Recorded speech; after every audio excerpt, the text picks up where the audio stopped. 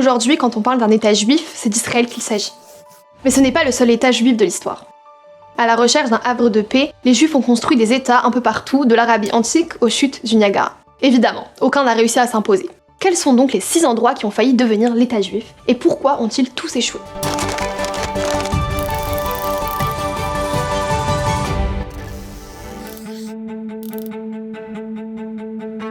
Nous allons remonter jusqu'à la Babylonie du 1er siècle, où des problèmes se posaient.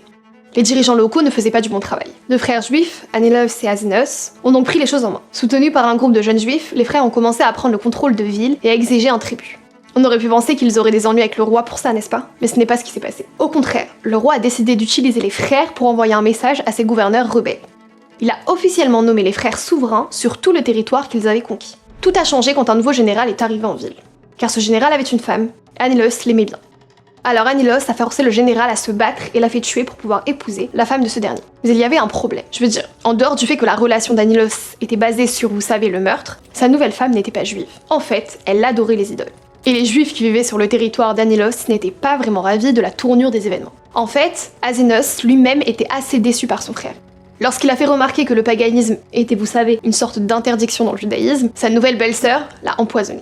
Yikes! À partir de là, tout s'est dégradé. Anilos tenta de maintenir le royaume, mais les Babyloniens finirent par le capturer et le tuer. C'était la fin de l'État juif en Babylonie. Prochaine étape, l'Arabie du 5e siècle. L'Arabie peut faire penser à des mosquées élaborées, mais il fut un temps où elle abritait également un royaume juif. Le roi Abou Kariba régnait sur un royaume tribal au Yémen au cours du 6e siècle. Abou Kariba, comme beaucoup de rois de la vieille école, était très intéressé par la conquête. Après avoir conquis une ville, il y a installé un gouverneur et passé à autre chose. Mais dans une certaine province, les habitants se sont rebellés et ont tué le gouverneur. Mauvaise décision. Le nouveau gouverneur était le fils d'Abou Kariba, et Abou Kariba n'a pas apprécié d'apprendre que son fils avait été assassiné. Il s'est juré de détruire la province qui abritait à la fois des Arabes et des Juifs. Mais au cours de la bataille, il tomba malade. D'épuisement, de chagrin d'amour, de déshydratation, ou d'une combinaison des trois. Alors qu'il se rétablit dans sa tente, 2 érudits juifs viennent lui rendre visite pour implorer sa pitié. C'est là que l'histoire devient intéressante. Abou Kariba fut tellement impressionné par ces 2 érudits qu'il décida de se convertir au judaïsme. Mais cela ne lui suffit pas. Il ramena également les érudits pour convertir le reste du royaume. Tout se passa bien pendant un certain temps, jusqu'à ce que les Éthiopiens attaquent. Mais le roi Youssouf de Nouas n'allait pas se laisser faire. Selon certaines sources, il était le fils d'Abou Kariba. D'après tous les récits, il était grand dans le judaïsme. En fait, son nom signifie Joseph au long favori. Donouas rêvait de chasser les envahisseurs éthiopiens et de créer à nouveau un royaume juif uni. Et il était déterminé à se venger. Donouas fit un carnage des forteresses éthiopiennes, il brûla des églises, assassina des chrétiens et força des conversions. Les dirigeants chrétiens avaient attaqué des juifs, et maintenant il attaquait les chrétiens en retour. Il a rétabli temporairement un royaume juif. Mais finalement, son rêve a pris fin quand il a été tué au combat contre l'armée éthiopienne. Il n'a pas fallu longtemps avant que les Éthiopiens remplacent le royaume juif par un royaume chrétien. Quelques autres États juifs temporaires ont surgi dans le monde médiéval, mais tous sont tombés aussi vite qu'ils étaient apparus. Avec ses innombrables synagogues et ses boutiques de bagel kasher à tous les coins de rue, New York peut parfois donner l'impression d'abriter presque un État juif. Mais saviez-vous qu'il y a déjà eu un État juif officiel à New York? En 1825, Mordechai Manuel Noah a acheté une petite île au sud des chutes du Niagara et l'a déclarée refuge juif et région autonome. Noah était un fier américain qui était très attaché à l'idée que l'Amérique pût être un havre de paix. C'est aussi un juif fier qui considérait comme un devoir personnel de défendre les juifs du monde entier. Il avait entendu parler d'attaques contre les juifs en Allemagne et il était convaincu qu'il pouvait être le sauveur des juifs. Il a fait de son mieux pour convaincre les marchands, les banquiers, les agriculteurs juifs de quitter l'Europe et de venir sur sa nouvelle terre promise. Au bout de 5 ans, il a réuni suffisamment d'argent pour donner vie à sa vision. En réalité, l'île ne pouvait pas accueillir plus de 20 000 personnes, mais Noah était un rêveur. Il nomma des chefs de communautés en Europe pour collecter les impôts des juifs du monde entier. Il rêvait de construire des gratte-ciel pouvant accueillir des millions de juifs. Il a même baptisé sa patrie juive Ararat, en référence à la montagne où l'arche de Noé a atterri et en rappel de son propre nom de famille. Tout était en place. Mordechai organisa une cérémonie pour la fondation d'Ararat. Il fit tirer des coups de canon et se pavana dans un costume de Richard III. Mais la foule de juifs n'est jamais venue. Les partisans juifs allemands de Mordechai ont vite compris qu'Ararat n'était qu'un rêve lointain. Les politiciens de l'opposition soupçonnèrent Mordechai d'essayer d'escroquer les juifs d'Europe. Les rabbins du monde entier se moquèrent de lui comme d'un faux messie. Quant aux juifs américains qui tentaient désespérément de s'assimiler, ils ne voyaient pas l'utilité d'une patrie dans l'Amérique qu'ils considéraient déjà comme la leur. Un riche investisseur finit par acheter la part de Noach dans l'île. Plus tard, l'île est devenue une petite ville de 18 000 habitants dont le destin en tant que patrie juive a été oublié depuis longtemps. La pression pour créer une patrie juive a atteint un sommet au début des années 1900. Une série d'attaques violentes contre les juifs russes a laissé des millions de personnes terrifiées et désespérées, désireuses de s'échapper. En même temps, le rêve de Théodore Herzl d'un État juif dans la patrie ancestrale d'Israël prenait feu. Mais il ne se réalisait pas assez vite. Les Turcs ottomans étaient responsables de la région et ils n'étaient pas trop enthousiasmés par les demandes des sionistes pour une patrie juive. Mais les juifs avaient besoin d'un endroit où s'échapper. Les dirigeants sionistes, désespérés de trouver un refuge temporaire pour les juifs fuyant les persécutions, se sont tournés vers les superpuissances mondiales. L'Angleterre était prête à aider. Le plan de l'Ouganda.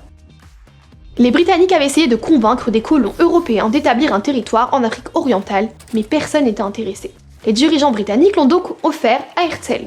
Bien sûr, ce n'était pas la terre d'Israël, mais au moins c'était un endroit où les juifs pourraient vivre en paix. Et peut-être que c'était suffisant pour le moment.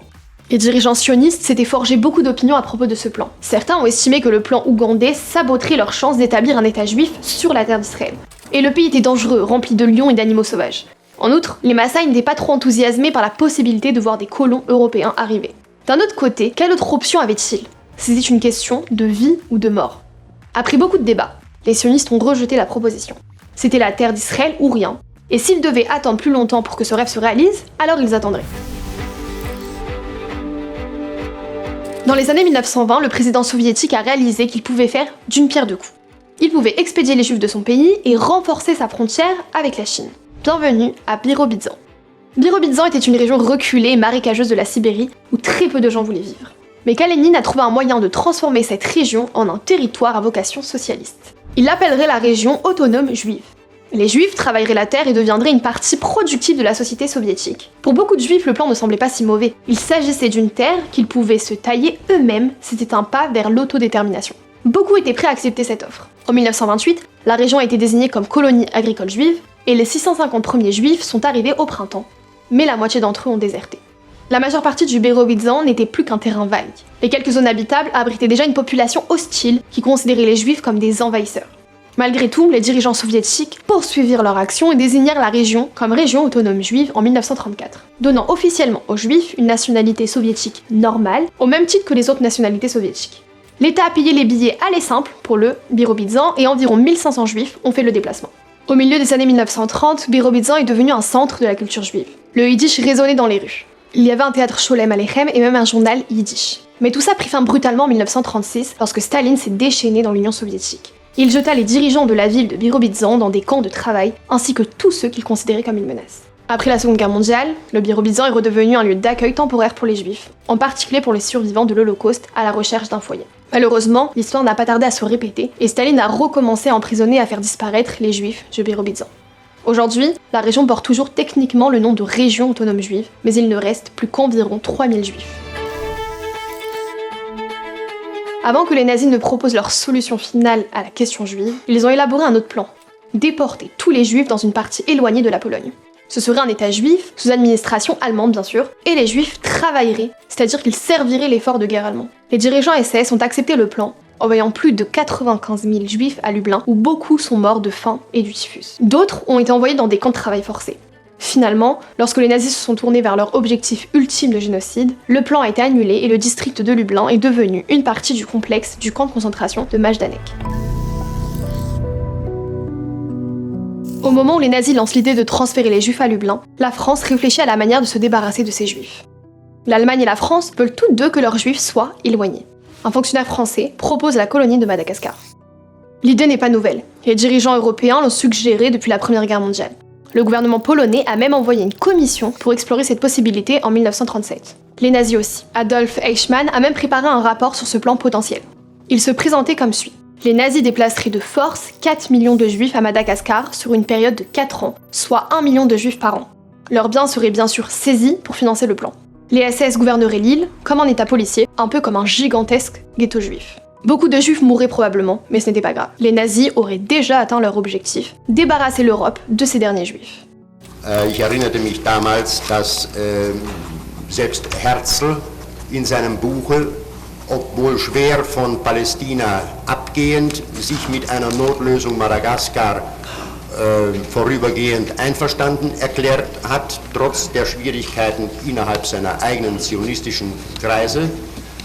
Le plan a été divulgué en juillet 1940 et l'Allemagne nazie l'a officiellement approuvé en août 1940, après qu'il soit devenu évident que le plan de Lublin n'allait pas aboutir. Le moment était bien choisi pour les nazis. L'Allemagne était sur le point d'envahir l'Europe occidentale, ce qui lui aurait permis de contrôler des centaines de milliers de juifs. De plus, la France était tombée quelques mois auparavant, ce qui rendait l'idée d'une colonie française plus réaliste. L'American Jewish Committee protesta désespérément en répétant que les juifs ne pourraient pas survivre aux conditions difficiles à Madagascar. Ils ont supplié pour que quelqu'un, n'importe qui, intervienne.